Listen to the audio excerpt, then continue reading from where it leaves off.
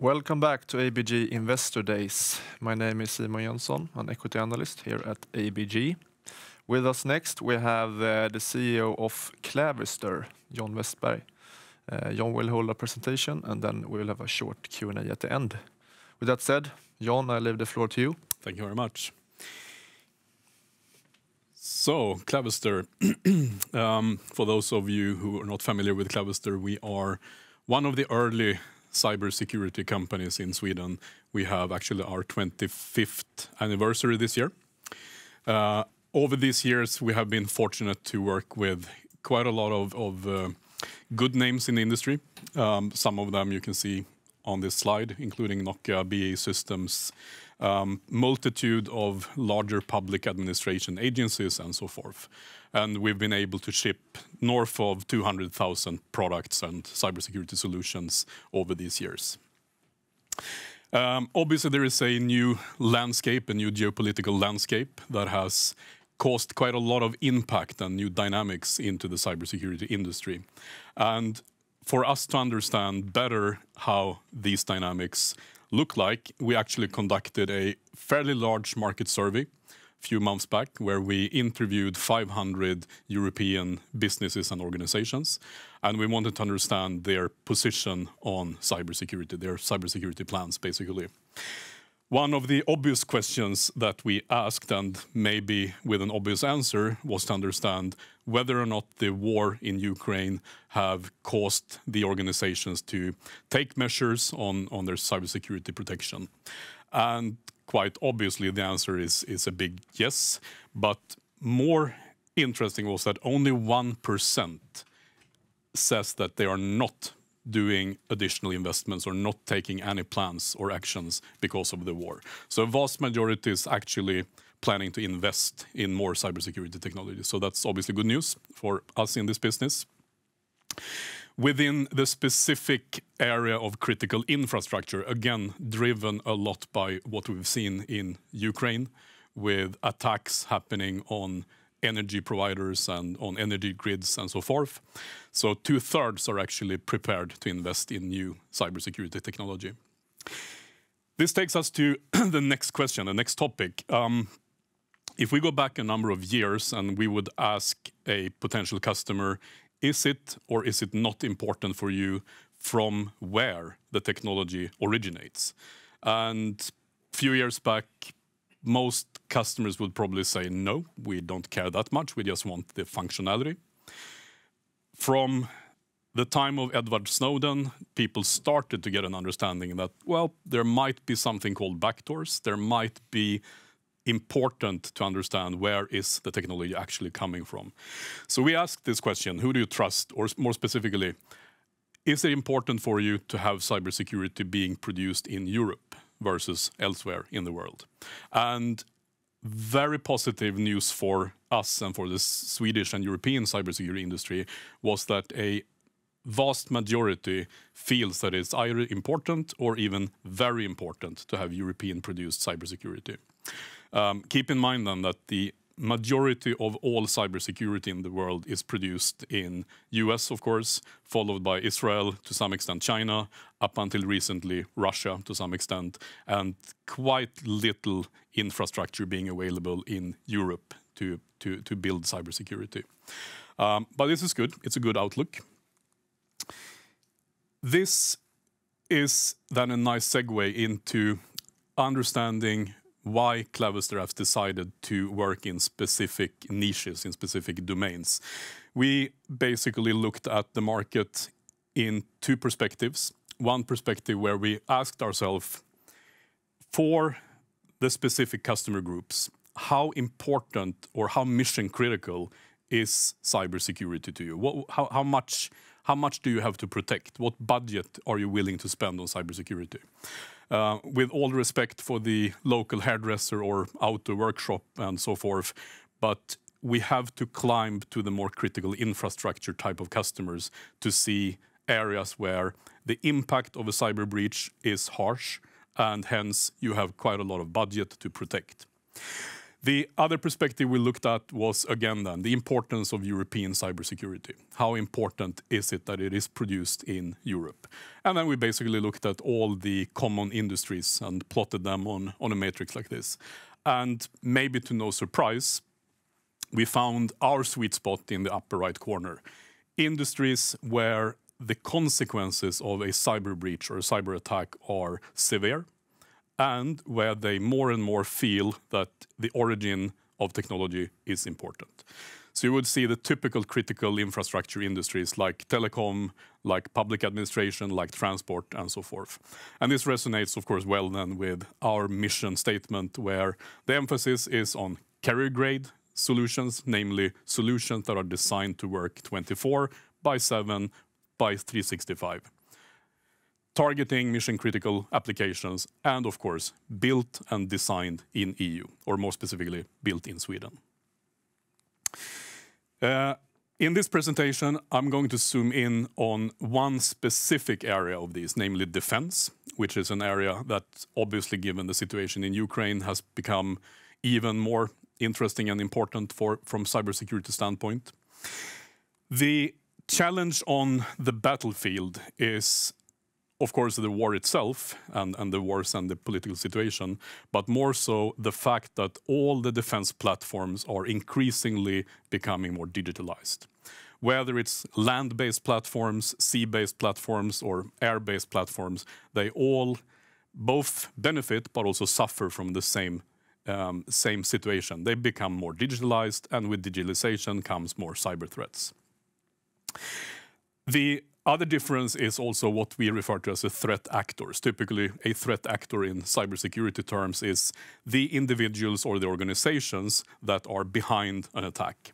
And a few years back, and in some cases in other areas, the threat actors would be the typical teenage boy hacker. Not so much in defense. We're looking at state-sponsored threat actors, highly motivated, highly funded, obviously, and with a time perspective which could span multiple years.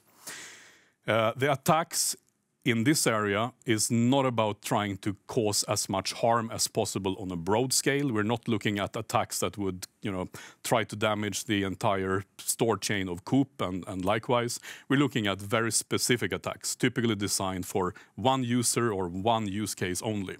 So it takes a lot of discipline, it takes a lot of funding to do these type of attacks. This is one example, very concrete example of such a threat actor. It's the Unit 74455. It's a part or a subunit of the Russian military intelligence organization. This unit is known to be behind the first known attack on an electric grid, happened in Ukraine back in 2015. They are also behind the big, infamous NotPetya attack that is known to be the most damaging cyber attack of all times, $10 billion of damage. And just 1 month back, this is the same group that attacked the transport and logistics infrastructure in Ukraine. Highly active and highly motivated, obviously, and highly financed. So what are the problems in a modern defense architecture, defense platform?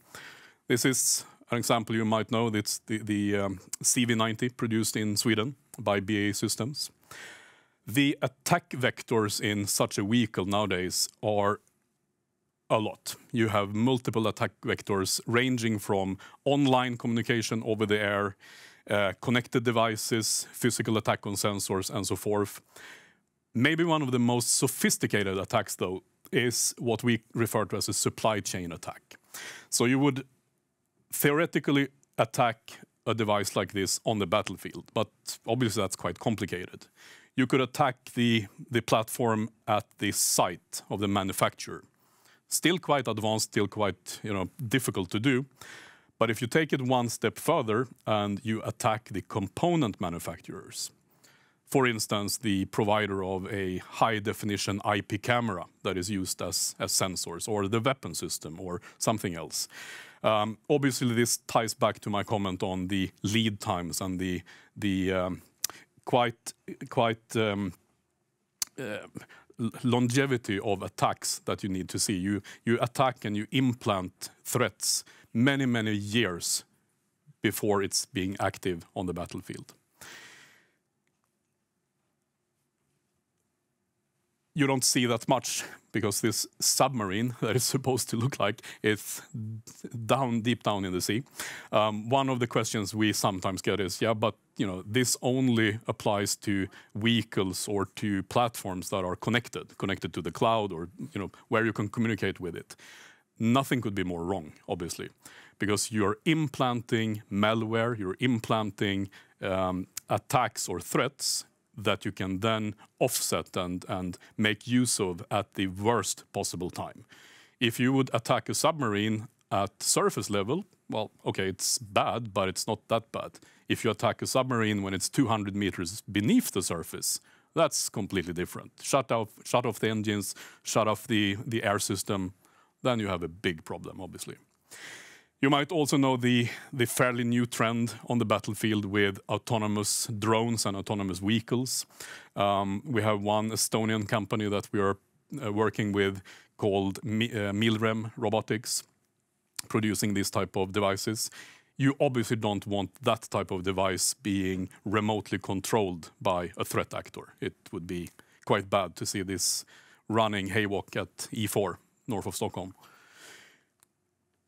Obviously, there are solutions to this, and what we have built over the years is a AI-based cybersecurity platform targeted for defense.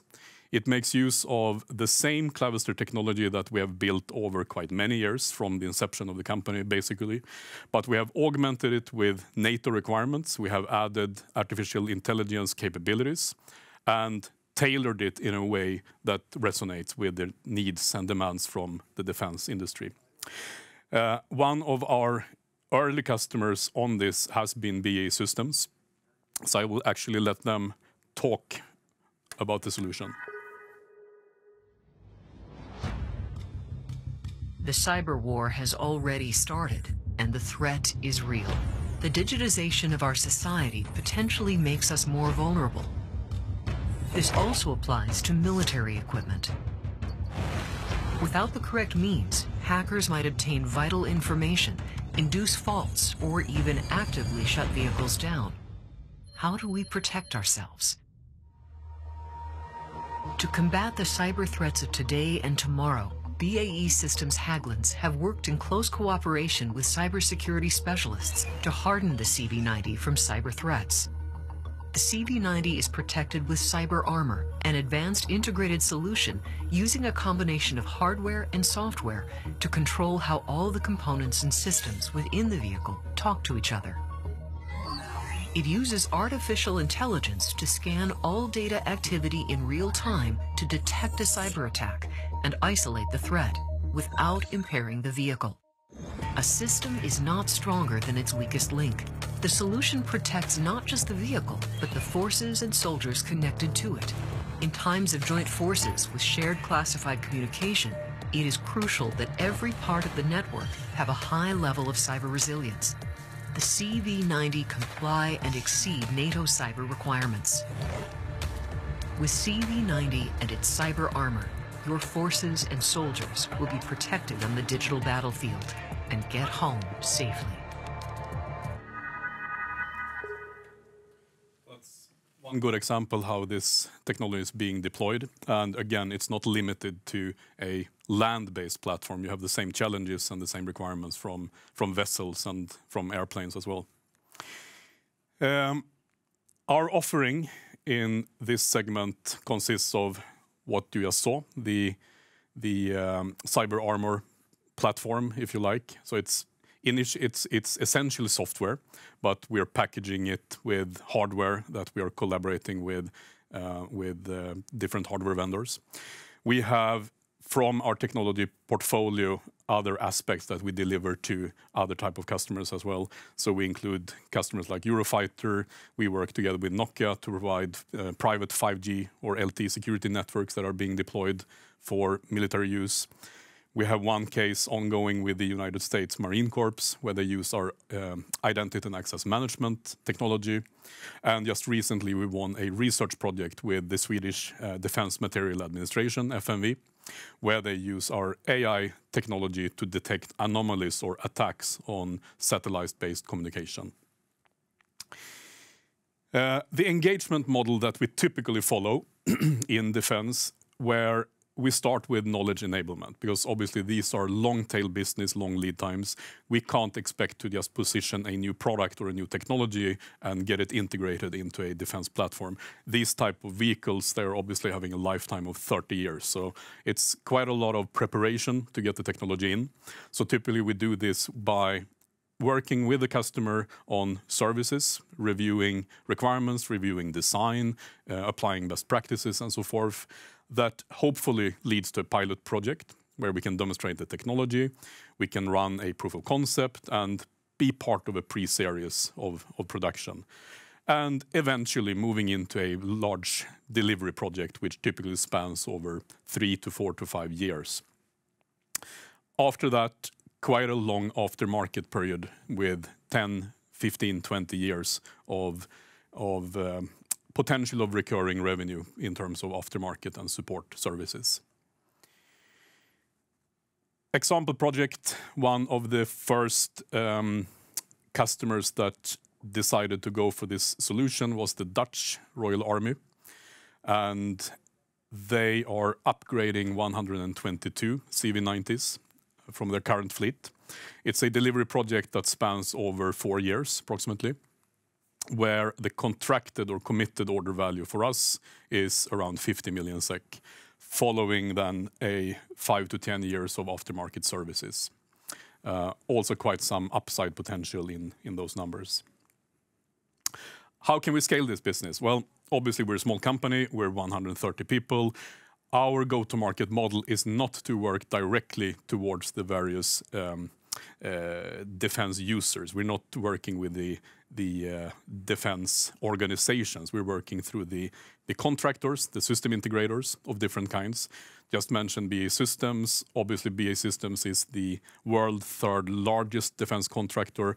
Apart from the CV90, you have a lot of different other vehicles where we can scale our business to. So we see quite an interesting leverage that we can gain from the very same technology at the base, and then through different type of system integrators and OEMs reaching, the end users at the end. So our sales effort is limited in terms of headcount and investments, but of course, lead times are quite substantial. Market as such, cybersecurity market, we're looking at a 12% CAGR, reaching approximately $45 billion US by 2030. And again, we're fairly active in research projects as well. Reason being that this is a fairly small market in terms of organizations and people, and quite a lot of businesses and potential businesses are being born within various type of research projects. And there's a lot of funding available for, especially now in these days, a lot of funding available for research projects. So we're part of a few. For instance, one that was recently granted 25 million euros, including companies like General Dynamics and Leonardo and Clavister representing cybersecurity. And recently a research project with FMV, as I just mentioned. Final few words before Q&A, looking at financial development of Clavister from 2018 up until Q3 this year. So we've been back in 2018 just north of 100 million SEK of net sales, and been able to grow that fairly stable up until last quarter, almost at 140 million. We're, as I mentioned, we're a software company by heart, so that obviously reflects in our gross margins as well. Initially, we set a target for ourselves at 70% gross margin. We were quite substantially above that for many quarters. So by beginning of 2020, we decided to increase our target to 80% gross margins, where we've been with some slight exception. We've been been above that as well. So last quarter, we closed with 87% gross margin. On the journey towards cash break-even, we have, as you just saw in the previous picture, we have good gross margins, and our gross profits obviously are increasing as we go. Historically, though, we have built a little bit of too much OpEx mass in the company, which has been required to build all of this technology. It's obviously we're fighting against the big US incumbents with massive investment muscles. But we've had quite a big OpEx, which we have deliberately now over this year driven down from a level of run rate 200 million approximately, down to when we closed Q3, this level was at 155 million. And we continue to optimize our cost base as well. So our inflection point in terms of operational cash flow is not very far away, as you can see. So with that, leaving back to you, Simon. Thank you, John. And to start off the Q&A, I would like to start off where you finished. Talk about your cost base, development capex. You have different kind of product areas or product focuses. But just to make clear, do you use different technical platforms for these products, or is it based on the same core infrastructure? That's actually the good thing. So the base technology that we have been developing from 1997 is the very same technology that we're using for all of these variant use cases. So whether it's defense or telecom or a Swedish state agency, it's the same technology.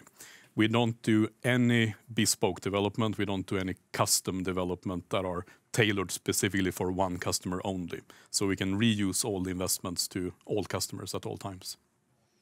All right. And the slides and videos you show here look really promising in terms of potential defense orders down the road. But as of now, you still only have one major order from BAE, but you seem to have a lot of discussions. Mm-hmm. So could you elaborate about the lead times here, Yes. and when can we expect like a pickup in order intake and revenues? So initially, we started working with defense approximately 2 years back or 3 years back, when we had engaged, first of all, with Saab. We have engaged with a couple of other customers who were not allowed to mention by name, but then eventually we were able to close a framework agreement with BAE that led to the first major order. Since then, we have now 2 full-time salespersons that are just building funnel and building pipeline in defense. So from, let's say, 1.5 years back to now, we've moved our funnel from basically nothing to a really, really huge funnel. You have all probably seen the budget increases to the various armies around the world and the defense contractors. We expect to be part of some of them. It's long lead business, of course, but we expect to be part of several of those deals. When and how much, obviously, we can't say yet, but that's our pipeline. And in terms of the Omen acquisition you made recently, has that altered the kind of discussions you're having and potentially what kind of revenues you can attract, mainly recurring revenues, maybe? No, absolutely, it has. So for the history, we acquired a small startup offspring, you might say, from Chalmers University last year. And what they built was a very sophisticated artificial intelligence machine learning algorithm that we have now integrated into our product portfolio. And with this technology, we can detect what's known as zero-day attacks, which is basically attacks that have never been seen before. And we detect them not because we understand the attack, but we see that there is an anomaly. There is a behavior that's different. This is bleeding edge, obviously, but the entire market in cybersecurity is moving towards the use of AI on a more, let's say, normalized level. It will take a few years still before that is the norm for all cybersecurity, but what it gives us is an ice icebreaker in all the discussions we're having, whether it's defense or other customers. The fact that we have this technology is an eye-opener for many, and it typically takes us to the step where we can talk about our general portfolio, which is typically what you buy in the end, and then you see the AI part as something as an upsell opportunity over time. Great. I think that's all we had time for, I'm afraid. But thank you, John, for attending, and thank you, the audience, as well. Thank you.